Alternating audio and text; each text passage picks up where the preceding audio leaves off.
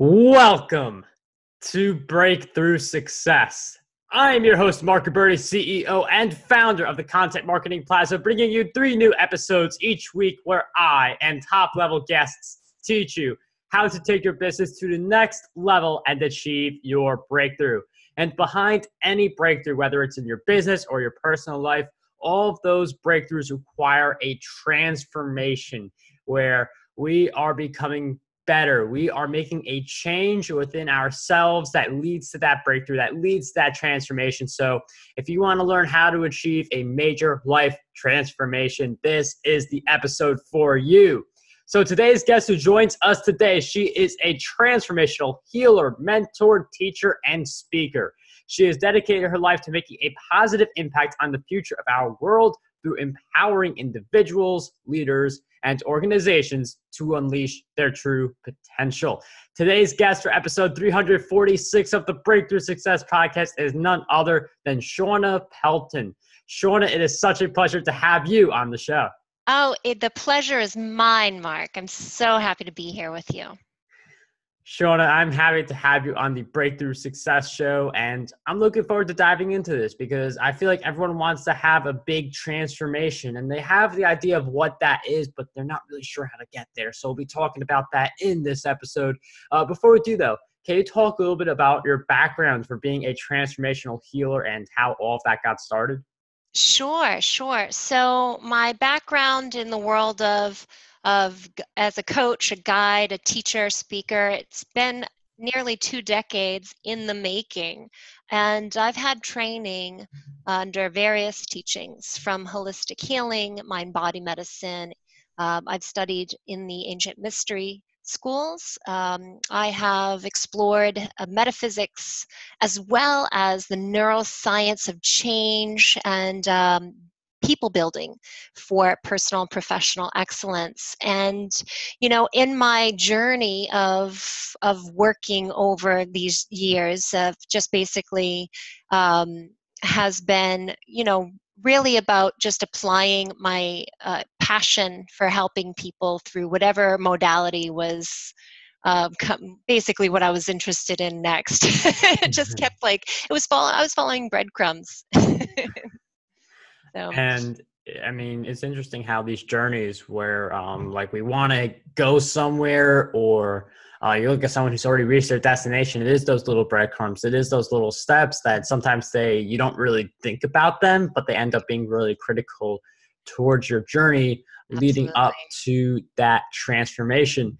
And I know a lot of people, again, we hit on this before, they have this idea of a transformation, but they're not quite sure how to get there. So let's say someone has an idea of what transformation looks like for them.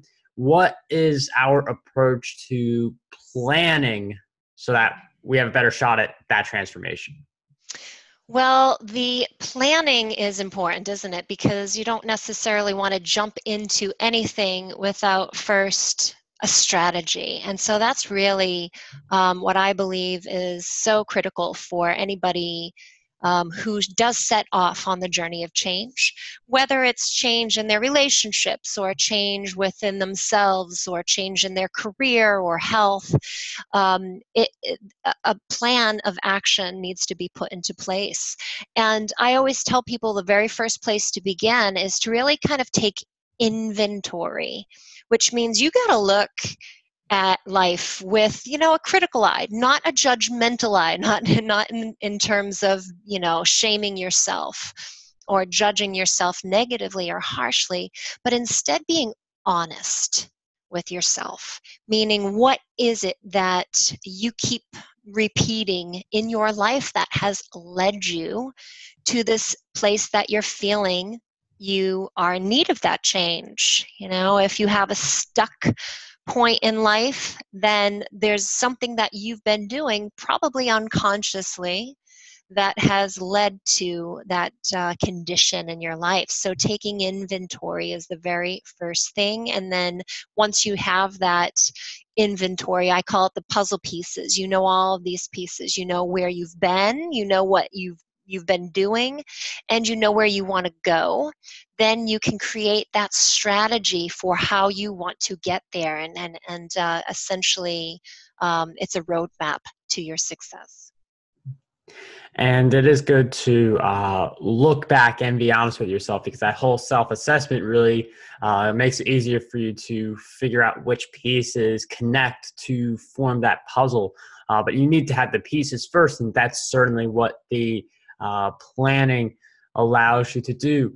In some cases, the transformation is one of healing, and it's one where like you have to go through healing in order to see the entire transformation through. And I feel like some people, they're not open to healing. They're not open to a vulnerable experience. So I'm wondering how we could get more open to those parts of the journey as we head towards the transformation. That's such a great question, Marc, because it is so true, and it's so important to want to change, be open to change. You know, when people are in that place of realizing that they are, you know, perhaps the source and cause of their suffering, you know, the problems that we have, and we're also the source of the solutions, that initially feels like a burden to people. It can feel overwhelming, because when you go through the different stages of transformation, and I'll talk about, there's 4 stages that that people move through. That when we are closed off, when we initially kind of start on that journey, there's actually an ancient term. It says it's difficult in the beginning. And so because people bump into their most difficult challenges when they set off on the endeavor to change, if they don't have a plan of action, especially around, well, what's the plan to help me overcome that challenge, then what's going to happen is they're going to fall back to their old habits and behaviors, which is essentially, in my experience, and this is, you know, something that I've come to realize over the years, it's just an addiction to being ourself. We have an addiction to being skeptical. We have an addiction to being shut down. And so that whole like beginning stage, the beginning difficulty in the beginning, as I referred to, is inevitable for everybody. Nobody is going to just say, oh yeah, I'm going to change, and then like step off on that path and have sunny skies and clear roads. And so with that said, I believe that the key, back to your original point and the question that you wanted clarification on, you know, how do we help people overcome that place of being closed off or afraid of change, feeling vulnerable in the transformation, is to perhaps, one, let them know that everybody goes through that. So all of these great people that you admire, if you were to write down a list of the most incredible people to you, like who do you see as models? And really, like, it can be anyone. There's no judgment here. I mean, whether it's the Dalai Lama or Jesus, or it's Warren, what's his name? Buffett. Warren Buffett. Right? It's okay, because that's your personal choice. No one's going to take your choice, that choice away from you. So anyway, when you have these examples of people that you want to perhaps, I don't know, aspire to be similar to, you don't have to be identical, but like, you know, grow in that direction, then, you know, recognize that they too had difficulty in the beginning, because it's all of us. Every single one of us, and it's okay. And then the other thing too is to recognize that you're not in it alone. And for people to think that they're, you know, I'll tell you what came to me. And there's this funny story. I have my son. He is 23. When he was 3 years old, I remember I had this board, and I would teach him the alphabet on this board. And I had, you know, of course, I'm doing the best that I can. I was a young mom, and it wasn't like I wasn't trained to be that a teacher to 3-year-olds at the time, although I did train on teaching later. But anyway, my point is I was teaching him the alphabet, and I remember he had this breakdown moment, and he was like, I just can't do it. I'm not good at this. I don't know my alphabet. And I had this like compassionate moment for him. And I thought, oh, Owen, you're only 3. You'll learn this. You will develop the skill to be able to identify your alphabet. But everybody has to learn somewhere, and it's okay to make mistakes, and it's okay to not be good when you first start. So I think maybe the answer is to help people open their hearts to the journey, is to acknowledge that nobody's great when they begin the journey. Yeah, that's a really important insight. I mean, anyone who is really good, I mean, like people like my interview style and breakthrough success, but if you go back to episode 1, I don't really sound that good compared to Right. that time now, because, 300 episodes later, virtual summits, you get better interviews as you do them more often. This is true with anything in Exactly. life. And I think one of the keys to like how the transformation happens is, yes, you got to do it. You got to start. But at some point you got to build momentum. You got to keep doing it and doing it and doing it.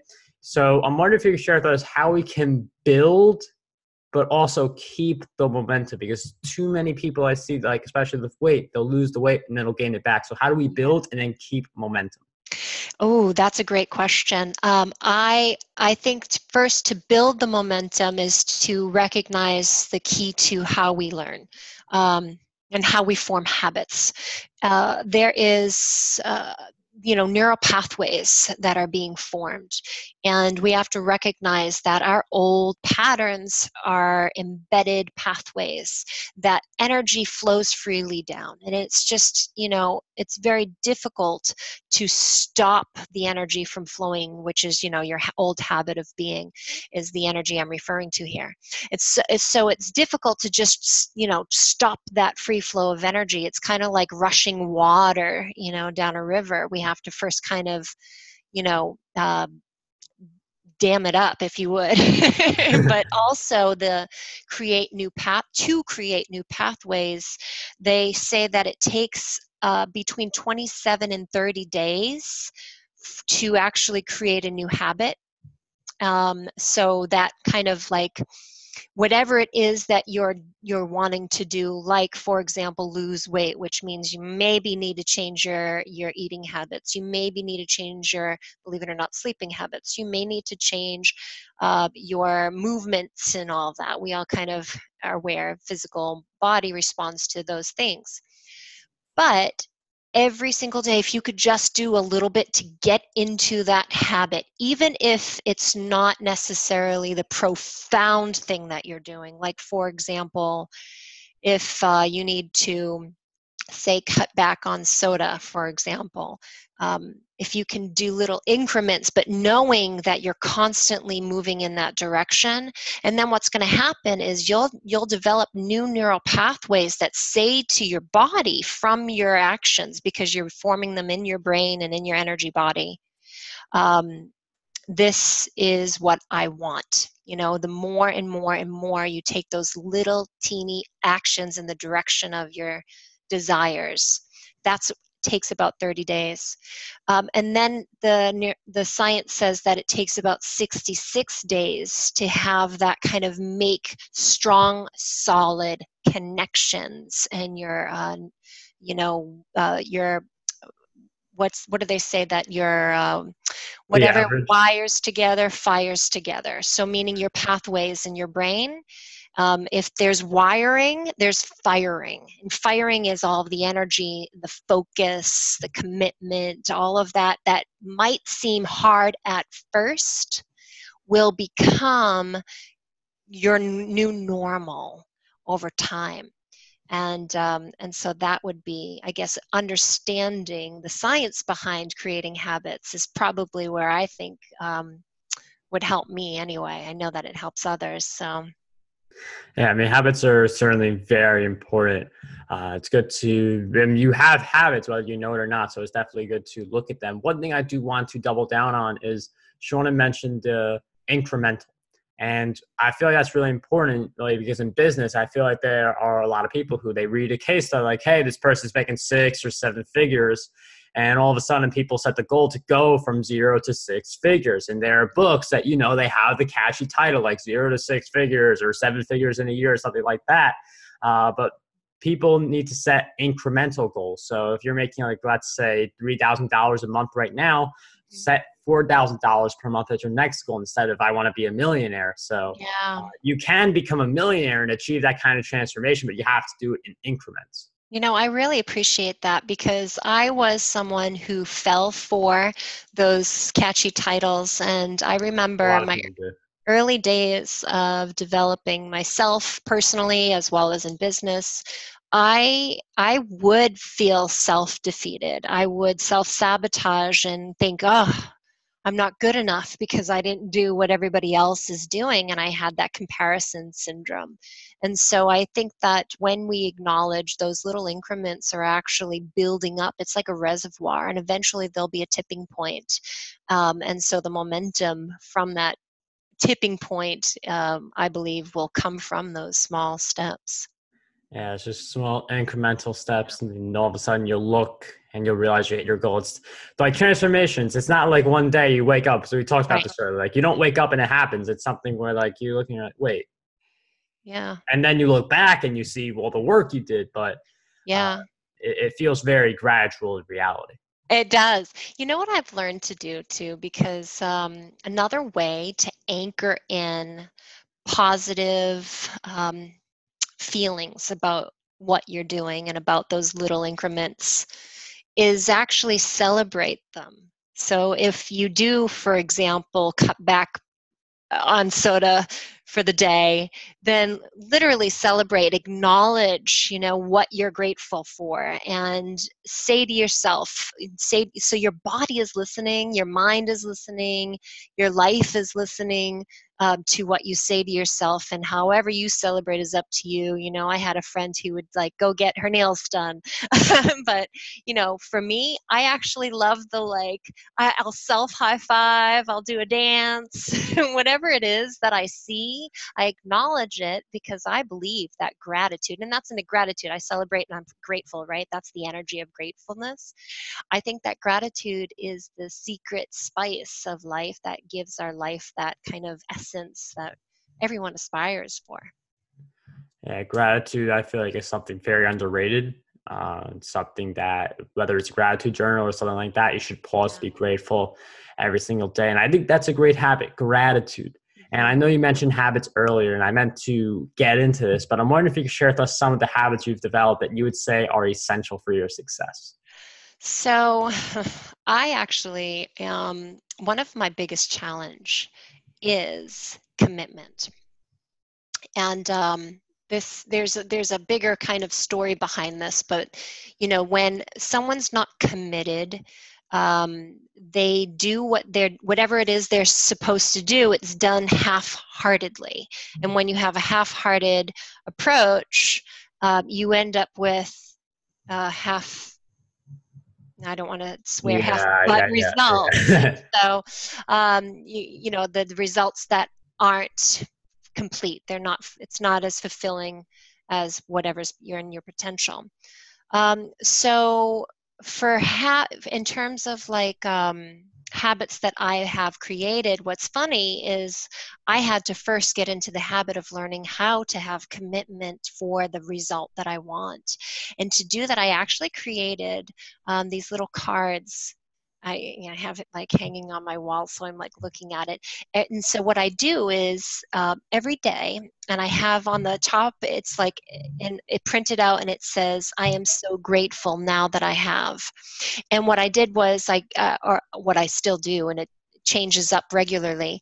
I'll write what I'm grateful for having in my life, including what I'm working on, what I'm committed to, the success that I aspire for, as if that thing that might seem like it's not in my life right now, that whatever that great aspiration is, I'm grateful for it in my life in this present moment. Because I do believe that when we acknowledge it's within the realm of possibility, then we have to, on some weird dimensional space, it exists.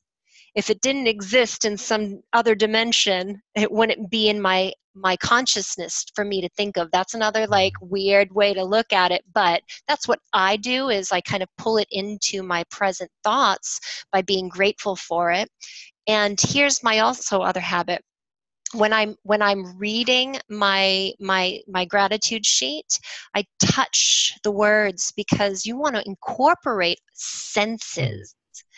And that touch just adds another element, which helps to imprint memory.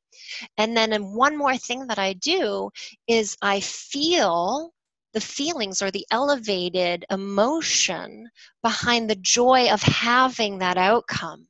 And so by incorporating all of those different senses, I also envision it as well.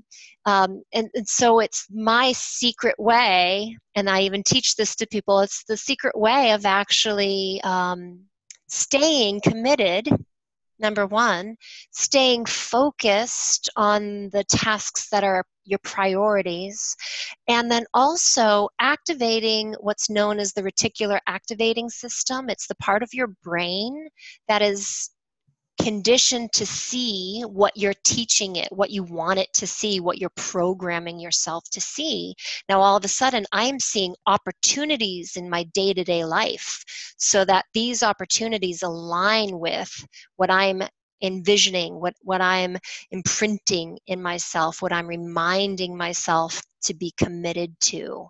Does that make sense? I mean, I like that. You're putting different things in front of you that invoke the kind of response, the ideal response you want to have. So if you want to, it's similar to looking at a vision board, where you have a bunch of these different ideas and these pictures up, and they give you that motivation, or they give you the idea of what you can become. So I really like the idea of spreading out all these reminders and getting really deep into it. So those are certainly some really great habits. One question that I do want to ask you, though, is that I have asked you a bunch of questions. So I'm wondering if you could share with us one question that you believe we need to be asking ourselves more often. I firmly believe that when we are in a place of fear, in a place of worry or doubt or confusion, that our thoughts are confused. And so what I like to ask whenever that question, or whenever that arises, the question I ask myself is this true? Mm. Is this really true? Because what's likely the case, and this is what we learn in conversational intelligence with the neuroscience of fear, when we get hijacked by fear, we activate our old past memories. It's stored in we activate the amygdala. The amygdala gets hijacked, if you would. And when we're hijacked by fear, the science shows it shuts down certain parts of your brain that help you see solutions. And so it puts you into this freezing pattern. It's like you are a prisoner of that. And that in that moment, there's a word, what's the word? When you're a prisoner and you're hijacked, it's like oh gosh, there's another word for it. But anyway, it's basically not true, likely to be not true, that whatever you're thinking, which is causing you fear.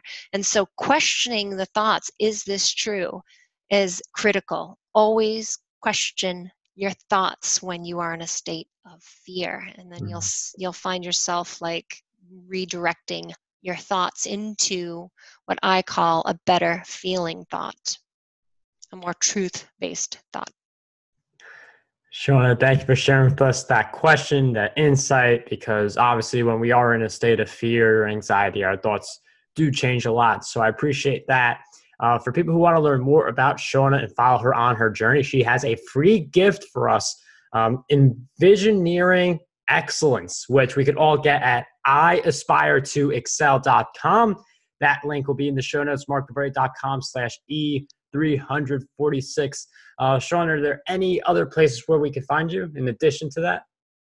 Oh, if people want to connect with me, they can just find me on my website, shawnapelton.com, and they'll be able to access my free tools and all the other things that I share with them there.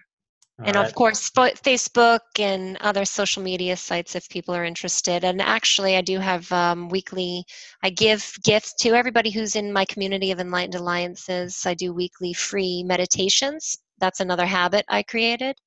And that is to help people stay focused as well. So they can access those free weekly meditations if they sign up for the Envisioning Excellence that you shared. Shawna, thank you so much for coming on the show and sharing all of your great insights with us. It was such a pleasure to have you on Breakthrough Success. Marc, thank you so much. It's been my pleasure. Thanks so much.